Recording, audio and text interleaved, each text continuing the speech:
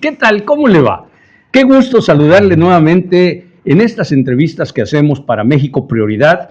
En esta ocasión, desde la Casa de Madrid en Barcelona, con un personaje no solo catalano madrileño, con un personaje español en toda la extensión de la palabra, porque es un escritor reconocido en toda España y porque es un especialista en algo que es fundamental: cómo se mueve la gente a través del transporte colectivo. En este caso, Luis María González Valdeavero, quien es especialista en temas del metro, lo que se conoce como metro. Luis María, ¿cómo estás? Te saludo con mucho gusto. Encantado de saludarte, Leobardo. Un verdadero placer estar en tu canal y poder compartir con todas las personas que te siguen lo que vayamos a ver en esta conversación, que seguro que va a ser agradable y seguro que una maravilla. Pues ya fue una maravilla de estos 10 minutos previos a que entremos aquí. Luis María, platícanos un poco. ¿Tú naciste en dónde? Yo nací en un pueblo de Madrid que se llama Valdetorres de Jarama. Era un pueblo muy chiquitito, entonces no tenía ni 1000 habitantes en 1960. Ahora tiene como unos 5000, ha crecido, está cerca de Madrid y ha crecido bastante. Y además nací en el pueblo, en la casa, y me crié allí, en el pueblo. Vivíamos de la huerta y posteriormente también estuvimos trabajando en una granja antes de emigrar a Madrid capital en el año 1972. Aunque tú eres mucho más joven que yo, pero efectivamente, efectivamente se estilaba que los bebés llegaban a la familia en la casa de la familia, no en los hospitales. Entonces, no sorprende nada esto, que al final es una tradición, o ha sido una tradición. Ahora ya no nacen en casa. Oye, Luis María, ¿qué es lo que... ¿En dónde estudiaste? Perdóname. Pues yo estudié en el pueblo, en Valdetorres, y con 10 años me fui a estudiar interno a Hoyo de Manzanares, otro pueblo de la Sierra Madrileña, hasta los 14 años. Con 15 me fui a estudiar a Sigüenza un año, pero como ya trabajaba durante los veranos en una farmacia, me quedé ya en sexto de bachillerato y luego el COU, ya me quedé en Madrid estudiando el nocturno en el Instituto Ramiro de Maeztu, al tiempo que por la mañana trabajaba en la farmacia. De don José Berrocal, además, que el hombre se conocía con mi madre porque él era de los que llamábamos domingueros, que iban al río Jarama los domingos con la familia, y nosotros teníamos la huerta y allí se conocieron. Y bueno, pues allí empecé a trabajar con 13 años y seguí estudiando hasta que salí del Ramiro de Maeztu. Entonces era quinto, sexto y COU, y de allí me fui a estudiar a la Universidad Autónoma de Madrid, pero trabajando, estudiando, no había nocturno. Eso me llevó a que... Muy pesado. Sí, jugaba al fútbol, te echas novia, te vas a la mili, y entonces no daba abasto para todo. Y lo que hice fue que dejé de estudiar. Hablas de muchas cosas que darían tema para un rato mucho mayor del que podemos disponer. Luis María, Manzanares, es, hablando de fútbol, ¿dónde está el Estadio Manzanares? No. Perdóname mi ignorancia. Sí, no, Hoyo de Manzanares es un pueblo de la Sierra Madrileña. Ya, okay. El Estadio Manzanares, Vicente Calderón, que ya no existe, estaba dentro de Madrid, ¿no? Ahora es el estadio metropolitano, sí. el del Atlético de Madrid, y donde estaba, pues ahora hay mucho espacio verde, hay viviendas. Y Hoyo de Manzanares es un pueblo que está también a 40 y algún kilómetros de Madrid, por la zona norte, saliendo de Madrid por la carretera de La Coruña. Es un pueblo que la verdad que es una maravilla de pueblo. Nosotros cuando estudiamos allí internos, la verdad es que nos costaba mucho porque nos salíamos prácticamente nada más que los domingos un ratito a ver jugar a los mayores al fútbol. Pero el pueblo, la gente de allí siempre nos ha tratado muy bien. Aquellas monjas con las que estudiamos también, la verdad es que fue una maravilla, y muchas de ellas siguen todavía en el mundo lectivo. Están en un colegio dentro de Las Rozas que se llama Santa María de las Rozas, y ahí he ido a visitarlas algunas veces y a recordar aquellos buenos tiempos en los que, sobre todo, la madre María Luisa se acordaba perfectamente sobre todo de mi madre. Qué maravilla hacer esas remembranzas para cualquier persona, pienso yo. Sí. Sí, sí. Luis María, ¿qué es lo que te motivó para investigar el metro, estudiar y especializarte en un sistema que es fantástico, porque a través de este sistema de transporte colectivo se mueven millones de madrileños, millones de personas en el mundo? Eso es. Yo entré en el metro en el año 1983, entré como mozo de estación, lo acabé después de 41 años y medio como responsable de los espacios museísticos de Metro de Madrid. Cuando entré se llamaba todavía Compañía Metropolitano de Madrid, por ahí pasé por diversos puestos y el tema de investigar...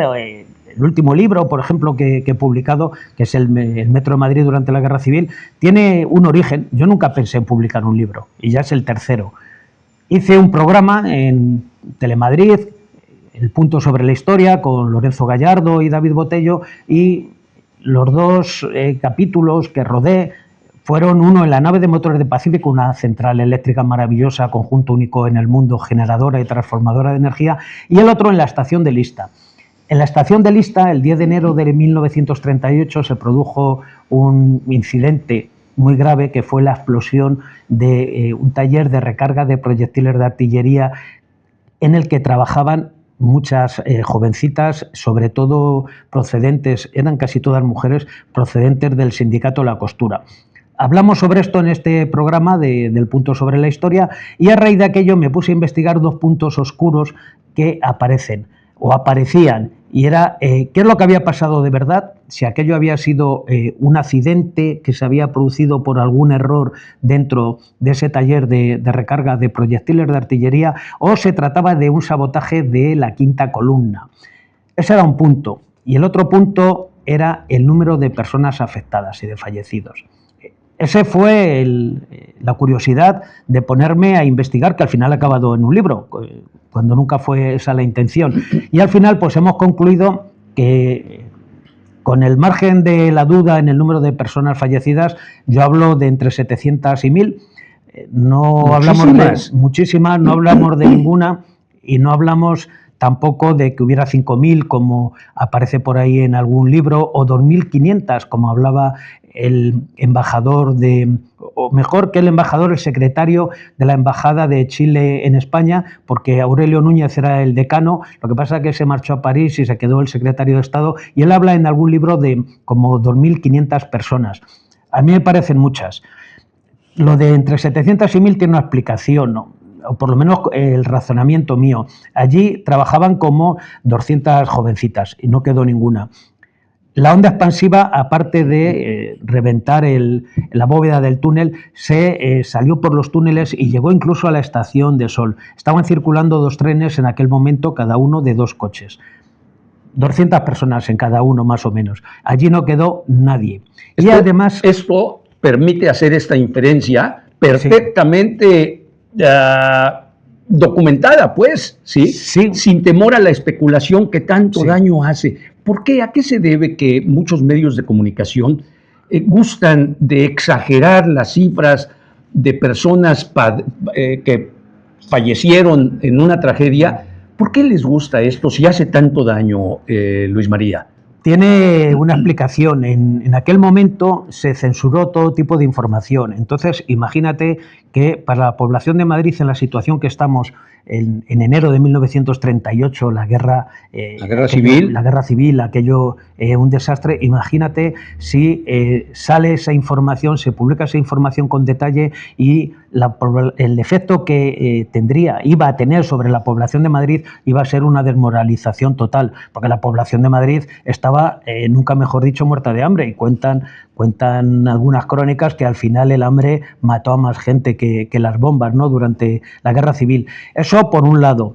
Y luego pues depende también de dónde provenga la información, porque la información primera que llega es de Londres, de alguna persona que había salido de Madrid y que habla de entre 600 y 1000 muertos, ¿no? Coincidiendo con tu versión. Sí, es ellos no razonan, no hacen un razonamiento, Sí. yo intento razonarlo de por qué entre esos ¿Por qué 700 haces ese y cálculo? esos 1000 hago ese Claro. cálculo, ¿no? En la calle Torrijos, entonces, hoy Conde de Peñalver, había un mercadillo también, allí se vendía de todo, claro, tenías que buscar de todo por todas partes, ¿no? En una situación como la de la Guerra Civil. Y allí reventó, también saltó por los aires y había mucha gente allí que también cayó allí. Afectó además algunas viviendas, ¿no? Entonces cada uno pues cuenta, yo entiendo que cada uno cuente según sus intereses lo que pasó.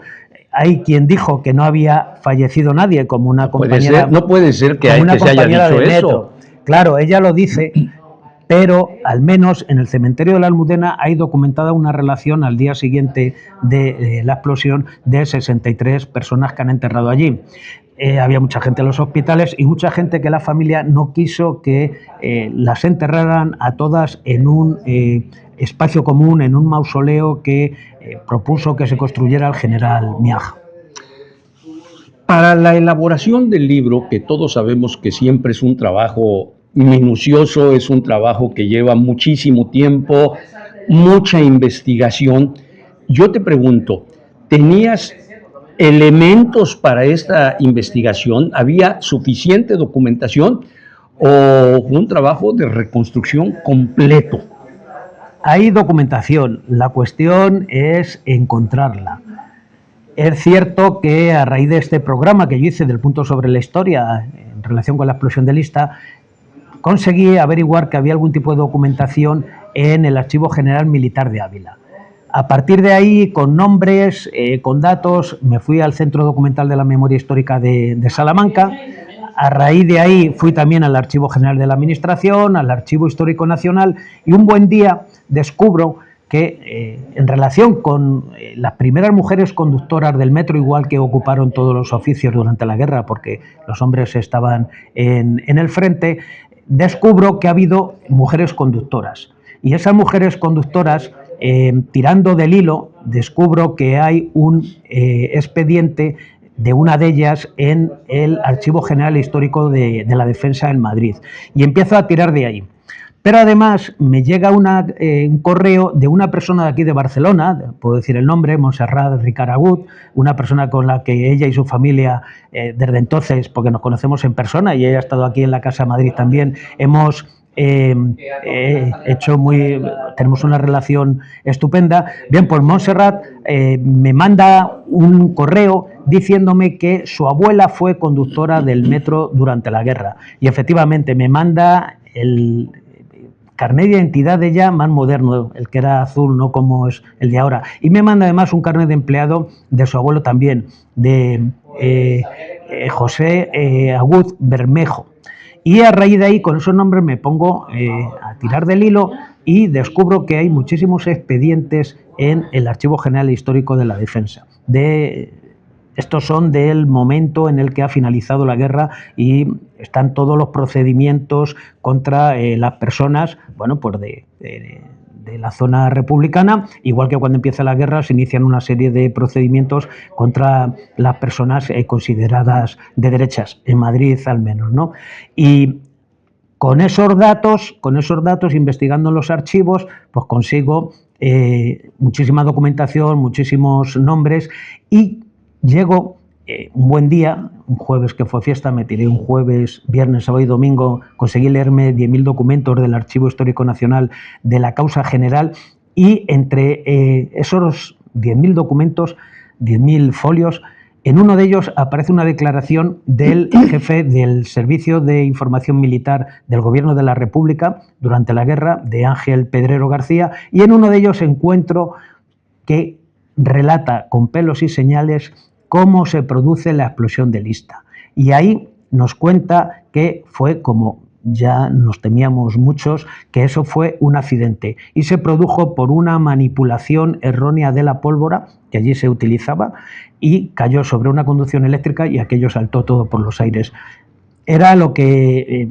mi opinión, que yo mantenía desde el primer momento, porque entendido siempre que la quinta columna no se dedicaba a poner bombas, ni realizaba sabotajes, menos en el barrio de Salamanca, donde estaba y está la estación de Lista, y ellos se dedicaban a ayudar a la gente. Es verdad que el servicio de espionaje funcionaba muy bien. Funcionaba perfecto, según los expertos. ¿Sí? Sí, funcionaba, transmitían la información de lo que pasaba en Madrid al exterior. Y no se dedicaban eso a poner bombas, sino que ellos lo que pretendían es que Madrid, cuando finalizara la guerra, igual que los agentes del metro, que consiguieron mantener el metro sin que lo intervinieran las autoridades de Madrid, lo que pretendían es que Madrid, una vez finalizada la guerra, no tuviera que partir de cero, sino que pudiera continuar, mantener ahí unas bases, una estructura y poder seguir adelante sin más esfuerzo del debido. ¿Cuánto tiempo necesitaste desde el momento en que decidiste escribir el libro hasta que lo publicaste? ¿Cuánto tiempo fue necesario, Luis María? Bien, nunca, como te decía, nunca pensé escribir un libro. Fueron aquellas investigaciones con origen en la explosión del taller de Lista. Yo estuve pues investigando, yo no pensaba nunca en publicar un libro. El caso es que pasados 9 años, al final se convierte aquella investigación, se convierte en un libro de 350 páginas, del que estoy contentísimo, pero sobre todo por el trabajo que ha llevado y la satisfacción de haber publicado un libro, porque nunca es fácil publicarlo, y yo siempre que sale, como yo defino los libros, una nueva arma de construcción masiva, a mí me encanta ver libros nuevos. Sí, soy muy clásico y sigo trabajando y leyendo los libros en papel, como habíamos hecho siempre, y es la satisfacción de ver en la calle, pues en este caso, el tercer libro. Casi no se nota tu pasión en este sentido, ¿eh? Luis María, en aquella época y durante los bombardeos, el metro se convirtió en un refugio para miles de madrileños. ¿Qué historias o qué historia consideras que, sabiéndola tú, fue la más impactante para ti? Que deben haber sido muchas. Sí, el metro durante la guerra al final se convierte en la vivienda habitual de las personas. Las personas que llegaban al metro porque avisaban de que había un bombardeo, lo que hacían es que les daba miedo salir a la calle porque pensaban que iban a poder bombardearles otra vez. Sí. Hay un tema, muchísimas personas de las que estaban en Madrid cuando empieza la guerra se vienen de los pueblos cercanos a la capital porque piensan que van a estar más seguros, pero no tienen vivienda. Uno de los sitios donde viven es dentro del metro. Sí. Aquello se convierte en la vivienda habitual. Cuando alguien tenía un sitio cogido en el andén y se iba a la calle, se lo tenían que guardar. Es verdad que aquello había gente que tenía que salir efectivamente a buscar comida, a buscar trabajo, y hay situaciones muy curiosas de cómo aquello se convirtió en una prolongación de lo que ocurre en la superficie, y es que cogían cualquier tipo de elemento que hiciera ruido, una caja, un cajón, una botella, quien tenía una guitarra, y allí se ponían a tocar, a cantar. Incluso cuentan las crónicas que en algún momento, y ahora que estamos en la Casa de Madrid en Barcelona, cuentan las crónicas que la gente bailaba también chotis y pasodobles, algo castizo madrileño, sí, en los andenes de la estación. Las imágenes, pues de esos niños, hay alguna por ahí que ves a un niño desnudo, cómo no había sitio en los andenes y la gente se bajaba. El caso de la estación de Cuatro Caminos de la línea 2, cómo las personas se bajaban al andén, a la vía. Y cuando venía un tren tenía que entrar muy despacio en la estación porque la gente tenía que retirarse, claro, sí, para que no hubiera un accidente más. Sí. Claro, es así, ¿no? Entonces, yo creo que lo más impactante es eso, el no querer salir a la calle porque te pueden volver a bombardear, y el querer estar allí porque es que la cuestión es que no tienes dónde ir, no tienes vivienda. Pero no me has platicado alguna de las experiencias más fuertes que te tocó vivir. A partir de que el interior del metro, pues era una ciudad subterránea, sí, con todos los matices de una ciudad, solo que al interior, sí, ¿sí? Sí. Pero insisto, no me has platicado alguno de los acontecimientos que te deben haber simbrado hasta el fondo del alma. Bueno, es verdad, el tema de los bombardeos, es verdad que allí dentro del metro caían bombas. No tenemos noticias de que ninguna explotara. Tiene bastante explicación el tema de que las bombas no explotaran, y es que en algún documento que he conseguido por ahí, en un informe, le piden explicaciones al responsable de un taller, y él lo que hace es que manda un informe diciendo que es que han descubierto cómo los proyectiles están sin pólvora y están llenos de papeles, de periódico, cartones. Esos caían y claro, no explotaban. No hacían daño, pues. No, claro, lo único, los daños que causaban, y había que interrumpir el servicio de viajeros, ¿no? Porque el metro nunca dejó de funcionar, el Metro Madrid nunca dejó de funcionar durante la guerra, pero el problema que se encontraron es que había líneas afectadas y la solución era que los trenes no podían pasar, ¿no? Independientemente del uso que para la población esto representa, ¿qué factor jugaba el militar y logístico en el metro? El metro, como todas las empresas, se intervienen por el Gobierno de Madrid, pero los empleados del metro, los agentes del metro, con el Consejo Obrero que existía desde 1931 y posteriormente la creación en 1937 del Comité de Control, donde ya no solo estaba el sindicato UGT, sino que también estaba el sindicato CNT, siguieron funcionando no solo como transporte de viajeros, sino también como espacio militar y transporte de alimentos y de armamento militar. Se cierran el ramal desde Ópera entonces hasta Norte, hoy de Ópera Príncipe Pío, porque estaba muy cerca del frente de la Casa de Campo.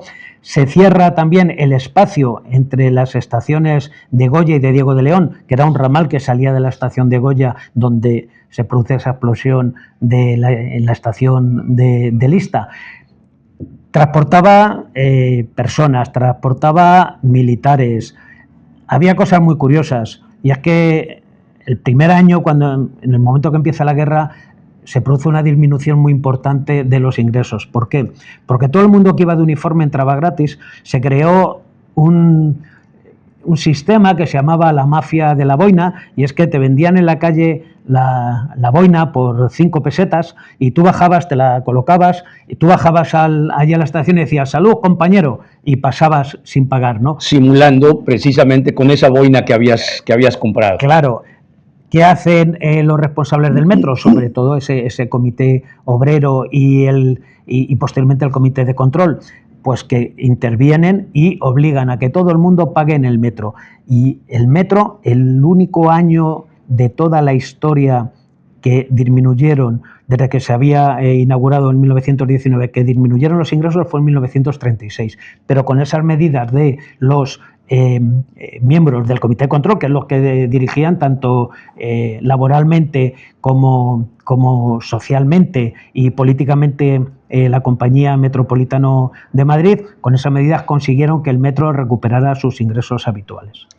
Independientemente de esta versión de algunos medios en aquel entonces que hablaban de más de 2,000 muertos y que tú desmentiste con investigación seria para hablar y redondear a 700, ¿algún otro mito que hayas, que con tu trabajo hayas derrumbado?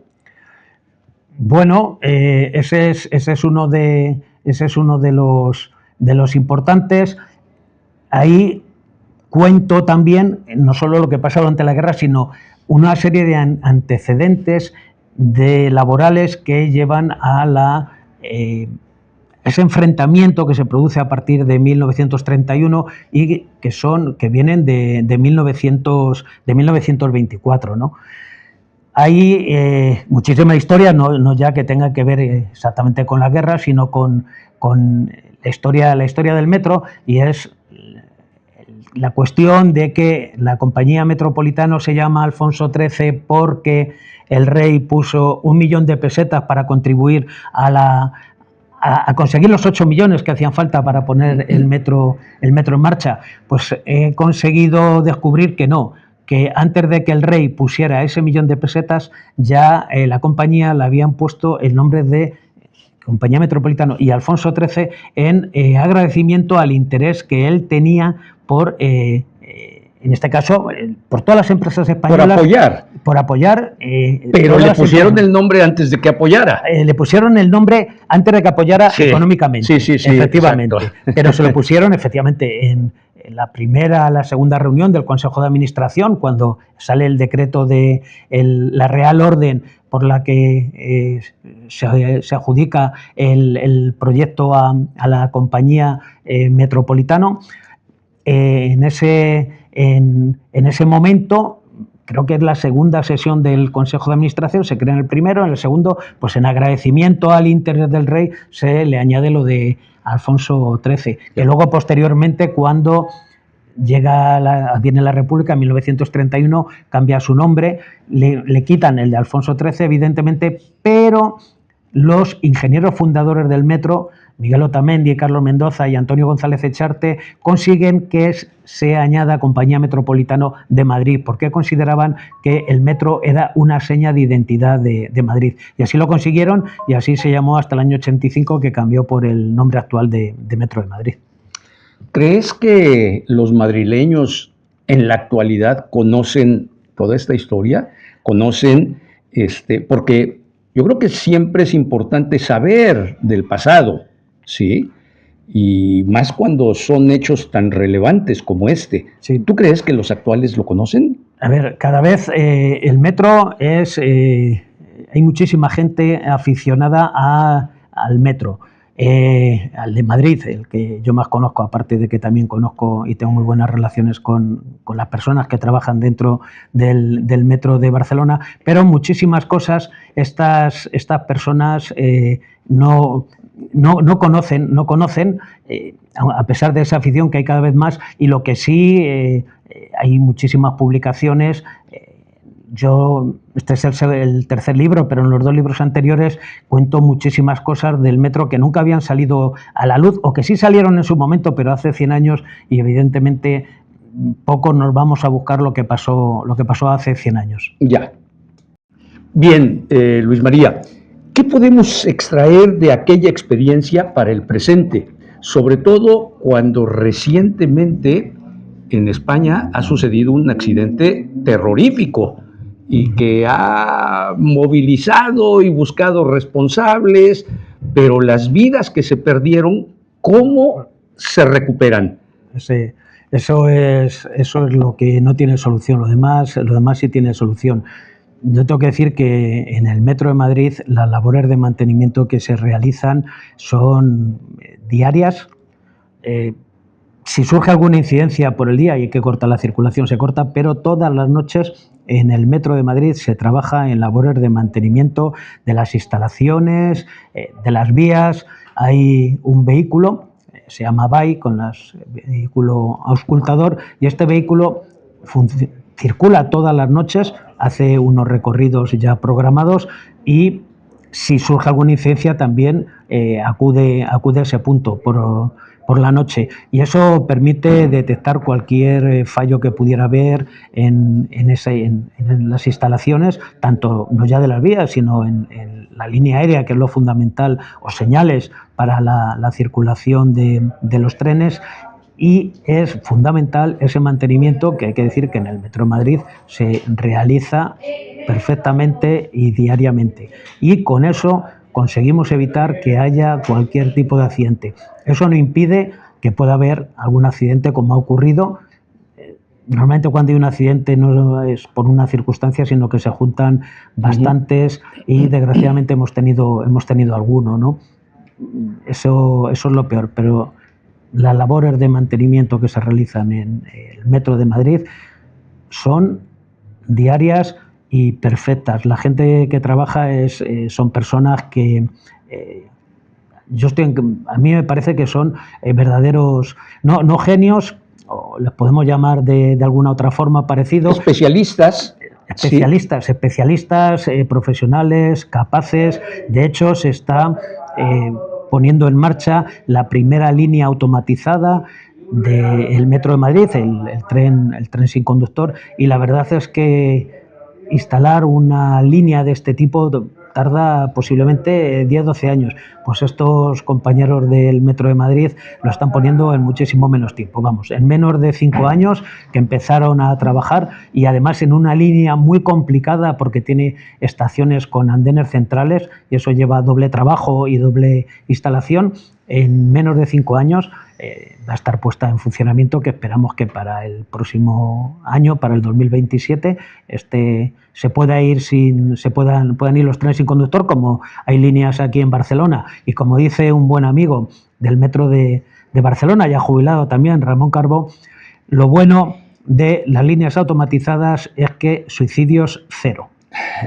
Oye, y también se requiere el doble de capacidad profesional de toda la gente involucrada en estos proyectos. Claro, porque hay una cuestión, y es que aunque el tren va sin conductor y nosotros no vemos a nadie conduciendo, no es cierto que no haya personas trabajando y la labor que hacen. Claro. Yo conozco este sistema en el Metro de Barcelona por dentro, y la verdad es que hay muchísimas personas trabajando, muchas a la vez, y la capacidad de reacción es inmediata.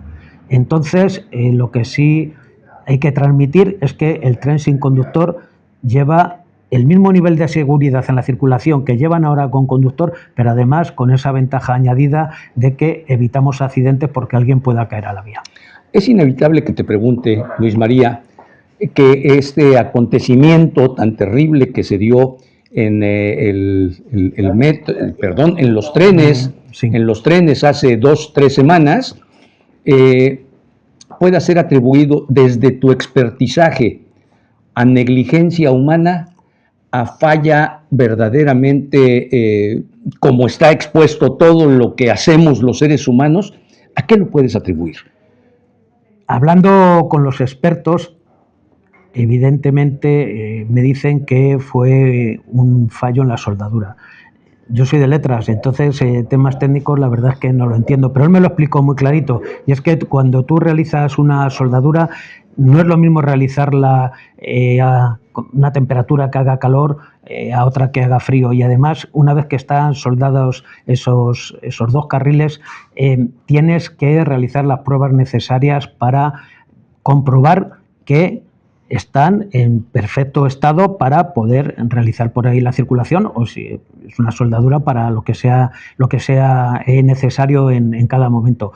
Es evidente que las soldaduras, igual que todos los trabajos, los realizamos las personas, y falta que todavía salgan los informes de la Comisión de Investigación de Accidentes Ferroviarios que nos digan exactamente qué es lo que pasó, pero parece que la rotura se produce por un fallo, un error humano en la soldadura. Una responsabilidad enorme. Enorme. Bien, Luis María, vamos a terminar casi pues ya, porque mira nada más a quién tenemos aquí para poder escuchar su visión de una experiencia que debe de haber sido fantástica, la Maja de Madrid. ¿Qué proyectos tienes en el corto y mediano plazo? Bien, el hecho de haber sido abuelo hace poco, pues me lleva, muchas gracias, me lleva bastante tiempo con mi nieta, con Antía, y es lo primordial ahora mismo, lo principal, lo preferente. Pero bueno, ahí tengo escrito otro libro, la segunda parte del libro de más de 300 historias en el Metro de Madrid, que ya está escrito. Lo que pasa es que no quiero agobiar porque ahora nos viene la Feria del Libro, el metro sobre la guerra civil, el libro sobre el metro en la guerra civil también ha salido en septiembre del año pasado, y entonces pues tampoco es cuestión de agobiar a la gente, porque es verdad que hay que tener tiempo también para leer, pero no todo el mundo tiene tiempo, ¿no? Y además hay que darle su tiempo a cada momento, ¿no? Porque ya es más que suficiente esta historia sobre el Metro de Madrid. Y estas 300 historias que yo ya empecé a ojear están estupendas, pero lo dejamos ahí. Lo dejamos ahí. Lo mejor es recomendarlo y que todo el mundo lea, y claro, que lean libros. Claro. E insisto con ese nombre de libro, igual a Arma de Construcción Masiva. De construcción, masiva. no de destrucción. Nunca, nunca, nunca. Correcto. Nunca. ¿Con qué terminas, Luis María? En una frase para resumir esta obra y esta entrevista. Bien, pues yo encantado de compartir este rato contigo, con todas las personas que lo vean, y seguro que si ahí hay un diálogo con esas personas y tienen una serie de preguntas y demás que te hacen o cuestiones, pues nada, podemos entrar a responderlas. Lo que sepamos lo contestamos, y lo que no, lo averiguamos, porque no somos la enciclopedia Las Pasa y no sabemos todo lo habido y por haber, pero intentamos averiguarlo. Además, porque eres todo un profesional. Compártenos tus redes sociales, por favor. Sí, mi Instagram es @luismaria007. La verdad es que yo no me puse eso, salió automáticamente. Y luego en Facebook tengo otra que es Luisma y luego Ría. Ese es mi Facebook. Correcto. Si te mando una invitación en Facebook, ¿me vas a aceptar como tu amigo?